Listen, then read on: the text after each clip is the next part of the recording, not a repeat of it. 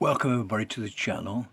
Just wanting to make a video about Alex Belfield, the great trial that's been going on and it's coming to an end, and just my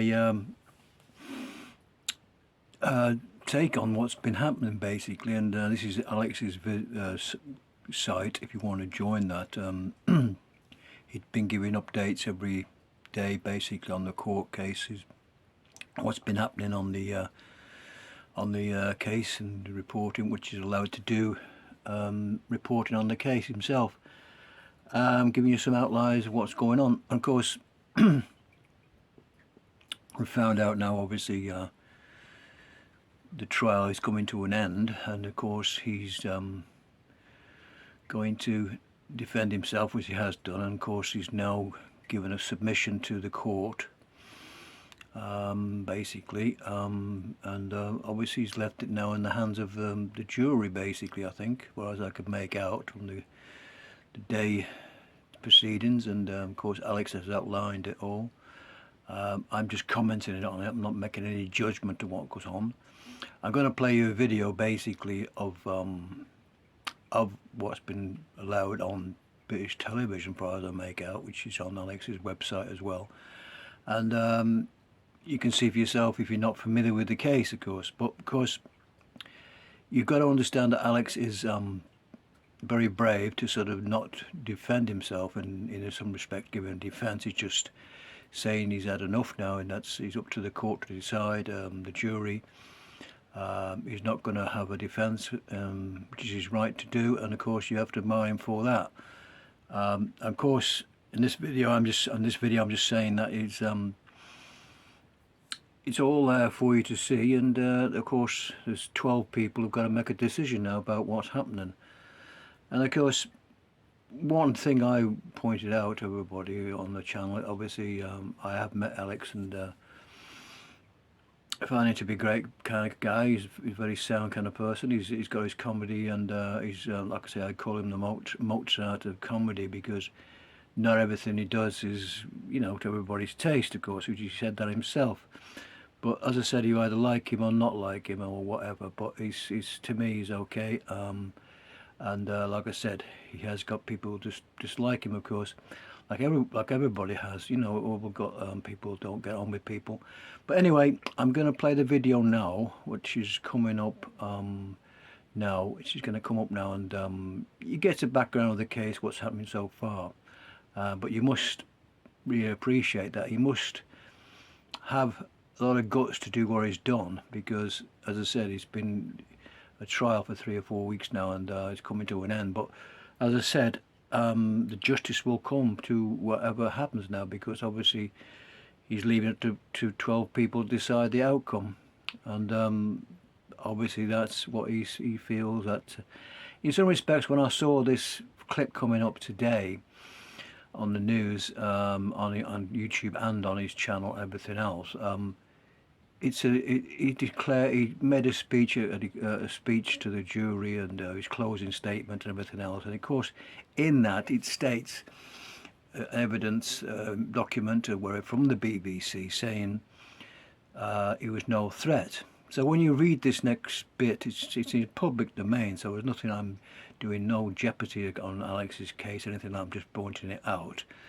that when you see the video, it tells you in black and white where he's up to, and it's now up to 12 people to decide the truth. And I'm after the truth, and I think Alex is as well. And of course you have to understand that he's doing this to get the truth, and whatever you think about what's happened, it's there for you in black and white, basically, with what's going to happen by 12 people making that decision, who's right and who's wrong. And of course, like I was saying to you, I think the statement he made in court, it was like the O.J. Simpson's case, really, when in the closing statement of O.J. Simpson, they got them gloves, and it was the gloves that the shooter was supposed to have worn who killed one of the people, and they couldn't get the gloves on, could they? He couldn't put the gloves are too small because and O.J. Simpson just stood there and put it into the crowd of the court, the jury, and said, "I can't get these. They don't fit. They don't fit." So he couldn't have put them gloves on because the prosecution said that's what he used. Anyway, this is something like that. I think the evidence is there in black and white for the jury to sort out, and as I said, it's up to them now to sort of make a decision on what exactly what exactly is going to happen to Alex, whether he's going to have all of the charges dropped against him. And of course, we'll know next week maybe, or in 3 or 4 days' time, whenever the court decides what to do. Anyway, folks, I'm going to leave it there because I said before, I'm going to play this video now for you to see and make your own mind up yourselves, because it's out of everybody's hands now. It's up to 12 people to make a judgment. They've heard the evidence, they've heard this and they've heard that, and so it's all up to people in a Crown Court to make a decision, and I think that's what Alex wants anyway. But I would suggest you go to his channel, because he's on YouTube, of course, but obviously I do enjoy his website, The Secret Voice of Reason, where he can say more things, of course. So I've been finding all that about the case. Every day he's been doing that. He's been letting people know what he's done. It's really hard work for him to do that, and must be a lot of stress and stuff. And of course, like I said, he's done what he wants to do to represent himself. He's got his day in court, which he said he always wanted to do, and let's hope that justice will be done from either parties, or whatever happens by a court of law, and that's what it's all about. Anyway, folks, I'm going to put the video on now, and you can make your own mind up what you think of the case. Well, thanks anyway. A man accused of stalking says he's the victim of a witch hunt by the BBC and the police. Alex Belfield from Nottingham faces 8 charges of stalking different people, including a number of broadcasters. Well, our reporter Simon Ward was at Nottingham Crown Court today. Simon, just tell us what's happened in this case. Well, 42-year-old Alex Belfield from Mapley in Nottingham was a radio presenter at many different stations, including BBC Radio Leeds. He's accused of stalking 8 people, including the broadcaster Jeremy Vine. Mr. Belfield is not accused of physically stalking them. The prosecution say he repeatedly sent emails, posted on social media and made YouTube videos, which it's claimed amount to stalking. The prosecution finished its case today. The judge said Alex Belfield had the chance to give evidence from the witness box under oath and be cross-examined. He declined, as he is entitled to do so. The judge said the jury can decide for themselves what to make of the decision not to give evidence. So what did Alex Belfield have to say, Simon? He's representing himself in court, and he said he's sticking to the evidence that he gave in police interviews, and that's why he's not taking to the witness stand. He read some agreed facts to the jury. This was emails from BBC Security in 2016 and 2017. This stated they did not see any value in the continued monitoring of emails from Alex Belfield. They're inoffensive and non-threatening, and there was no risk to BBC staff. And what else did Mr. Belfield tell the jury? Well, he gave a speech to the jury, going through the case and how he sees it, and much of this relates to free speech. He said, "I'm a Nottingham lad with a potty mouth, and I speak as I find it. I appreciate that's not to everyone's taste." He explained most of his emails were freedom of information requests to the BBC press office. He was investigating how much the BBC was spending on awards events and on travel. He said he's the most successful anti-BBC journalist and they hate me for it. The broadcaster Jeremy Vine gave evidence in court earlier in the trial. Mr. Belfield had been sending information requests about £1,000 of BBC money, which had been given to a charity. Mr Belfield said that shouldn't have happened. Jeremy Vine had cried in court, but Alex Belfield said he had never sent an email directly to him. He said for Jeremy Vine to call him the Jimmy Savile of trolling was unthinkable. Mr Belfield says he's been accused of sending 6,000 emails, but only 29 have been given in the bundle of evidence. He does not believe the BBC has forensically looked for more emails, otherwise they would be part of the evidence. He says there's been collusion and a conspiracy between the BBC and the police. Alex Belfield denies all the charges and the trial continues. Okay, thank you, Simon. I'm going to play you the Alex's side at the ending of the case, what he went to the say to what he did in court. He's on YouTube. He says what he can say legally and what his statement was to the court, so he can hear it from himself. Of course, I thought I'd put this in, and you can hear it yourself and make up your own mind. At Nottingham Crown Court, RV Alex Belfield. 8 charges of stalking and my closing statement and my closing speech. Now, I want to bring you into context as to what happened yesterday. The first thing was that I made a request to speak to the judge.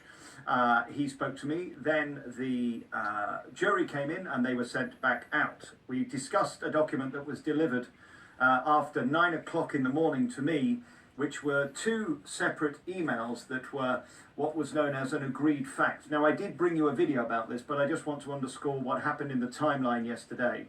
I brought you this video after I'd read this in court to the jury. I referred to it many times in my closing speech. BBC Security and Resilience Department conducted an investigation between the 24th of the 10th, 2016 and the 6th of the 4th, 2017. The conclusions of this were, having considered the volume of emails sent over the last 6 months by Alex Belfield, I do not see any value in the continued monitoring.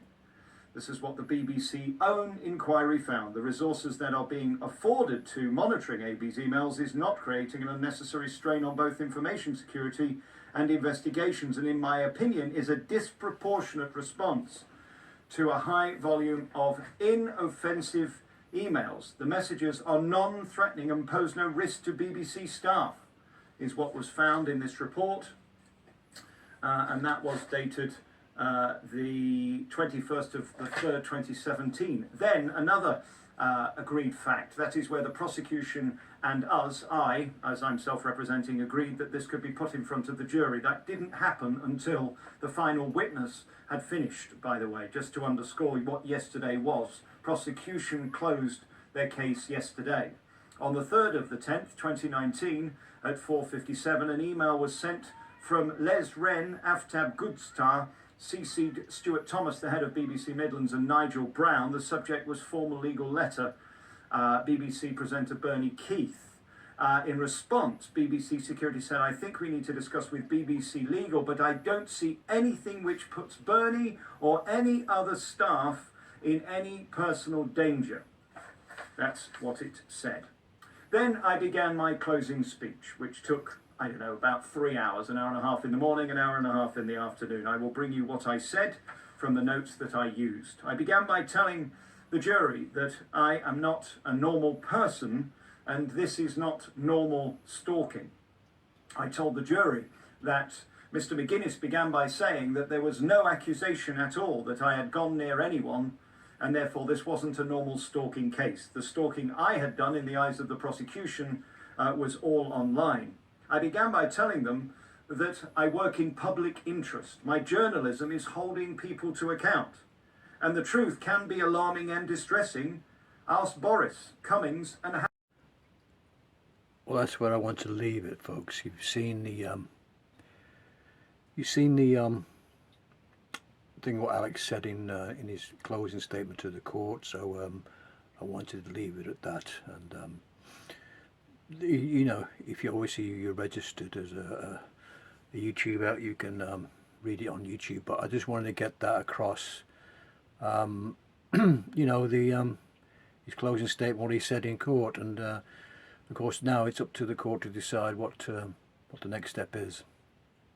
And of course, obviously, as I said before, it's going to be for court to decide what's going to happen next. Anyway, you've got to understand that think it's very brave what he's done to do this, and of course he must have belief in himself, and of course you see in that closing statement there about the email from BBC that there's no threat to anybody. So anyway, let's hope that you know, justice can be done, and I'll leave it at that.